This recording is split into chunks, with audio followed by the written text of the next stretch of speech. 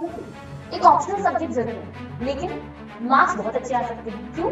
Because geography theoretical नहीं, एक practical subject है। तो चलिए इस वीडियो के थ्रू आज समझते हैं हम लोग कि कैसे आप ज्योग्राफी में 100 आउट ऑफ 100 मार्क्स ले सकते हैं। So hi everybody, this is Supriya Sharma, your geography educator. Welcome to your favorite humanities channel, Social School by Unacademy. अगर मैं सिंपली बात करूं मास्टरिंग की कि ज्योग्राफी में बच्चों को डर बहुत ज्यादा लगता है, इसका एक सबसे बड़ा रीजन ये है कि ज्योग्राफी को कभी आप रट नहीं सकते। और मोस्टली स्टूडेंट्स ऐसे होते हैं जो कि कोशिश करते हैं कि रट्टा लगा लेते हैं, है ना, चीजों को बस रट्टा रट्टा रट्टे रट्टे करो तो चीजें जो है वो खराब हो जाएंगी, जैसे आपके बाकी सब्जेक्ट्स हैं, है ना। तो ये चीज आपको ज्योग्राफी में नहीं करनी। क्या करना है? सबसे पहले अगर मैं बात करूं तो आपको नॉलेज फाउंडेशन। इसका क्या मतलब है कि हमें पता है कि हमारी जो सबसे प्राइमरी बुक है यानी कि एनसीईआरटी, जो कि सारी बुक, सारी रेफरेंस बुक का माई बाप है, उस एनसीईआरटी के हर एक लाइन में एक पैराग्राफ छुपा है। तो उस हर एक लाइन के पैराग्राफ को समझना है, डीप अंडरस्टैंडिंग करनी है, क्योंकि जब तक हमें कॉन्सेप्ट नहीं क्लियर होंगे तब तक हम बाकी के स्टेप्स नहीं चढ़ पाएंगे, राइट। तो सबसे पहला काम क्या है कि एनसीईआरटी को बहुत अच्छे तरीके से, डीप तरीके से समझ लीजिए। उसको समझने के लिए मेरी वीडियोस चैनल पर है, चैनल को सब्सक्राइब कर लो, सब आपको मिल जाएगा। देन टेक्निकल मास्टरी का मतलब यह है कि किसी भी चीज को इस तरीके से मत पढ़िए कि आपको कहीं जाके उसको लिख देना है या कुछ करना है, नहीं। उसके पीछे के क्या टैक्टिक्स हो सकते हैं, उन सारे टैक्टिक्स को समझो, और वो चीजें समझाने के लिए टीचर्स हैं, राइट। और उसके बाद समय आता है कि फिर आप उन सारे टेक्टिक्स को जाके अपने एग्जाम में एग्जीक्यूट करते हो, राइट। तो सबसे पहला तो यही हो गया कि आपको जो है एनसीईआरटी को बहुत अच्छे से अपना बेस समझ के पूरी तरीके से सारे टॉपिक्स को क्लियर करना है। क्लियर करने के बाद अगर मैं बात करूं तो आपको अंडरस्टैंड करना है। जो चीज मैं आपको बोल रही थी ना कि रट्टा लगाने वाली चीज नहीं करनी है, मेमोराइज करने की आंखें बंद करके ज्योग्राफी ये एक्सेट्रा, ये नहीं करना होता। ये सबसे गलत वे होता है पढ़ाई करने का। जब हम आपकी एज में थे तो हमें ये बताने वाला कोई नहीं था, बट आपके लिए हम लोग हैं, ओके। सो इस तरीके से आपको क्या करना है, एक एक चैप्टर, एक एक कॉन्सेप्ट को पढ़ते हुए चलना। और सबसे बेहतरीन चीज जो होती है जब आप एक्चुअली में पढ़ाई करने बैठते हो, तो आप सबसे पहले ये देखिए कि हाई वेटेज चैप्टर्स कौन से हैं। हाई वेटेज चैप्टर का मतलब है कि वो चैप्टर्स जिन एग्जाम में जिसमें से सबसे ज्यादा क्वेश्चंस बनते आए हैं। और ये आप कैसे एनालाइज कर पाओगे? जब तक आप लोग पीवाईक्यू सॉल्व नहीं करोगे तब तक आप ये चीज एनालाइज नहीं कर पाओगे, ठीक है। तो आपने फाइंड आउट कर लिया, पता कर लिया टीचर से, एजुकेटर से, मेंटोर से कि भाई कौन से ऐसे चैप्टर्स हैं जो बिल्कुल हाई वेटेज हैं, उनको फाइंड आउट कीजिए, उनको पढ़ना शुरू कीजिए, उनके हर एक कॉन्सेप्ट को इस तरीके से पढ़ डालिए कि क्वेश्चन कहीं से भी आ जाए हम तो सॉल्व कर ही देंगे, राइट। चलते हैं आगे और बात करते हैं आपके मैप वाले पार्ट की। अब जो टेक्टिक्स में बात कर रही थी, उस टेक्टिक्स में ये 10 नंबर आते हैं आपके। आपको पता है 10 मार्क्स का मैप आता है, जिसमें से 5 आता है आपका वर्ल्ड वाला मैप, जो कि बच्चों को सबसे बुरा लगता है, और 5 मार्क्स का आता है हमारा कौन सा, जो हमारा इंडिया वाला मैप है, यानी कि बुक 2 से, ठीक है। अब अगर मैं आपको सच बोलूं तो ये जो 10 नंबर है ना बेटा, ये फ्री के नंबर है। अब मैं इसको फ्री का नंबर क्यों बोल रही हूं, तो आप इस चीज को बहुत अच्छे से समझिएगा कि मैप एक ऐसा मैं बोल सकती हूँ कि प्रैक्टिस है, जो अगर आप डेली 5-10 मिनट भी दे देंगे ना, तो भी आप ऐसे फिंगर टिप्स पे अपना मैप याद कर सकते हो, है ना। तो डेली क्या करना है, बस 10 से 15 मिनट दे दो, मांग ही नहीं रही मैं ज्यादा। जितनी देर में तुम ये वीडियो देख रहे हो ना, इतनी देर अगर आपने मैप को दे दिया समझने के बाद, तो आपकी बात बन जाएगी। क्योंकि टॉपिक बहुत ज्यादा है, लोकेशंस बहुत ज्यादा है, और हर लोकेशन को समझना कि कौन सी लोकेशन कहाँ है, कहाँ पर मार्क करना है, कैसे लेबलिंग करनी है। हालांकि वो सारी चीजें आपको सिखाई जाएंगी, बट फिर भी अपने हिसाब से आपको प्रैक्टिस तो करनी पड़ेगी। ऐसा तो है नहीं कि मैं एकदम से आप वहां पर पढ़ रहे होगे और मैम की वीडियो चलने लगी कि हाँ मैम ने बताया था मैप में तो ये होता है, नहीं। You have to be practice, है ना। तो मैप लेकर बैठिए, प्रैक्टिस कीजिए, जहां लग रहा है कि प्रॉब्लम आ रही है उन सारी चीजों को अपने एजुकेटर से, अपने मेंटोर से जाकर पूछिए। फिर आती है सबसे बेहतरीन चीज जो मैं ज्योग्राफी सब्जेक्ट की करती हूँ, वो है फ्लो चार्ट।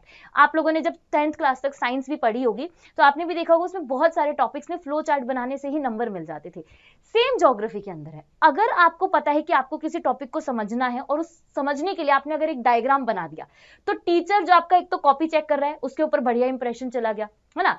दूसरी चीज ये कि आपको, आपके लिए जो लर्निंग है, जो सीखना है, जो किसी कॉन्सेप्ट को समझना है, वो बहुत ज्यादा इजी हो जाता है। कैसे? देखो यहाँ पर आपको एक जो है मैंने एग्जांपल बनाया है, अगर आप ध्यान से देखेंगे तो यहाँ पर low birth rate, low birth rate, high birth rate, high death rate, high birth rate, falling death rate, falling birth rate, लो डेथ रेट। क्या है ये? याद कीजिए, सेकंड चैप्टर वर्ल्ड पॉपुलेशन वाले में एक टॉपिक हम पढ़ते हैं डेमोग्राफिक ट्रांजिशन। उसके अंदर हम इसी तरीके से पढ़ते हैं कि कोई एरिया कैसे जो है आपके रूरल से अर्बन बनता है, तो उसकी जो सिचुएशंस है, वहां पर जो चीजें चेंज होती है वो इसी तरीके से चेंज होती है। तो अगर आपको ये फ्लो चार्ट बनाना आ गया, अगर आपको ये समझ में आ गया कि पहला ये है, दूसरा ये है, तीसरा ये है और चौथा ये है। इस तरीके से कोई रीजन रूरल से यहाँ पहुंचते पहुंचते अर्बन एरिया में कन्वर्ट हो जा रहा है।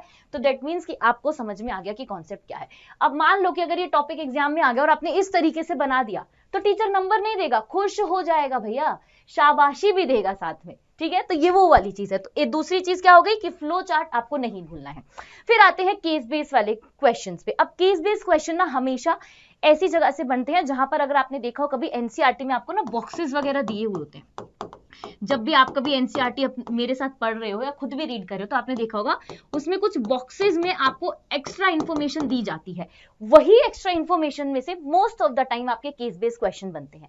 केस बेस्ड क्वेश्चन का मतलब ये होता है कि आपको रियल लाइफ एग्जांपल से समझाया जा रहा है कि अगर इस तरीके की सिचुएशन आपको अपने पास, आसपास, अपनी लाइफ में देखने को मिलेगी तो what would be your solution, तो आप उसके लिए क्या सोल्यूशन प्रोवाइड करना चाहोगे, है ना। तो ऐसा ही होता है, पहले आप एनालाइज करते हो, चीजों को अंडरलाइन करते हो, है ना, कि क्या क्या कीवर्ड्स हैं, क्या चीजें हैं।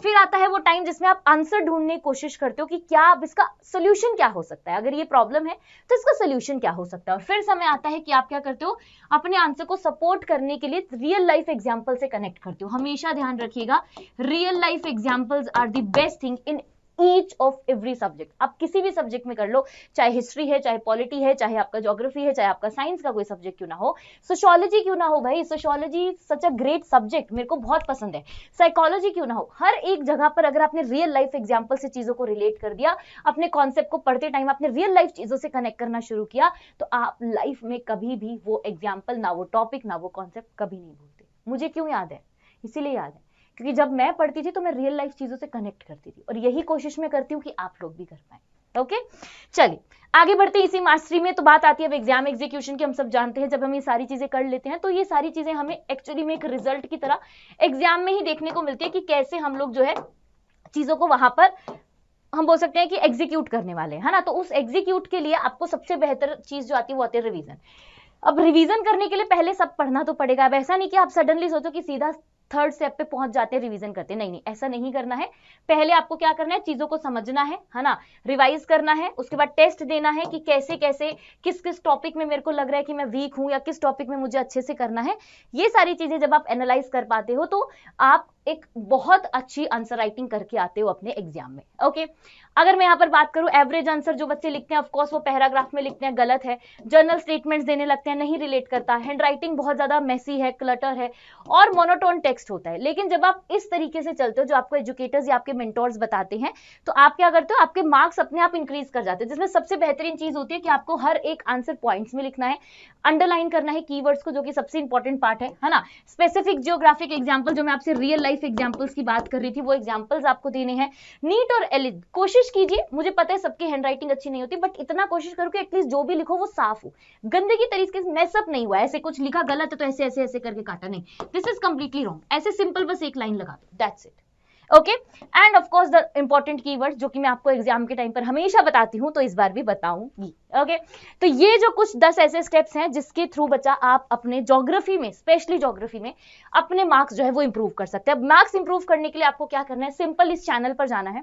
इसी चैनल के होम पेज पर जब आप आएंगे, देखिए सोशल स्कूल बाय अनअकैडमी, इसी चैनल के होम पेज पर जब आप आएंगे तो आपको एक प्लेलिस्ट मिलेगी, class 12 complete preparation full board strategy. तो यहाँ पर मैंने आपको चैप्टर्स जो है वो पढ़ाने शुरू किए हैं, बिल्कुल एनसीईआरटी के एकदम हम मैं बोल सकती हूँ कि वर्ड टू वर्ड वाली चीज से। तो आप ये सारी वीडियोस जाकर देख सकते हो। दूसरी चीज, अगर आपको रिकॉर्डेड फॉर्म में देखना है तो रिकॉर्डेड की भी आपके लिए यहाँ पर जो है सीरीज लगा दी गई है, class 12 geography one shot series.